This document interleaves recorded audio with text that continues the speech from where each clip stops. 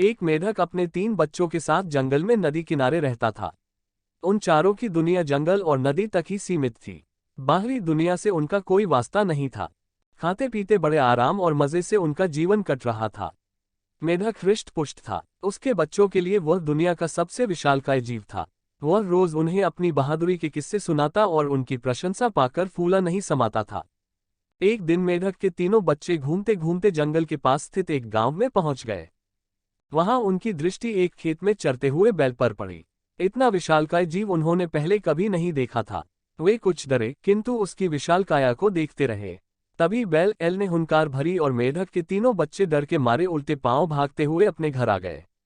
बच्चों को डरा हुआ देखकर जब मेढक ने कारण पूछा तो उन्होंने विस्तारपूर्वक बैल के बारे में बता दिया। इतना बड़ा जीव हमने आज से पहले कभी नहीं देखा। हमें लगता है दुनिया का सबसे विशालकाय जीव आप नहीं, वह है। अपने बच्चों की बात सुनकर मेढक को बुरा लगा। उसने पूछा, वह जीव दिखने में कैसा था?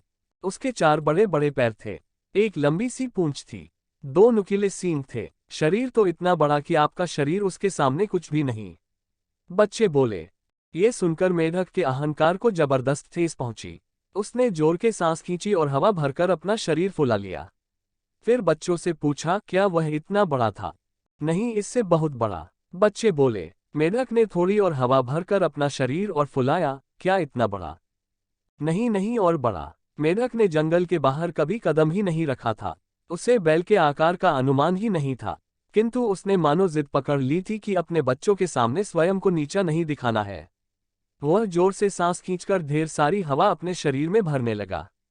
उसका छोटा सा शरीर गेंद के समान गोल हो गया, किंतु इतने पर भी वह नहीं रुका। उसका शरीर में हवा भरना जारी रहा। उसने इतनी सारी हवा अपने शरीर में भर ली कि उसका शरीर वह संभाल नहीं पाया और फट गया। अपने अहंकार में मेढक के प्राण पखेरु उड़ गए।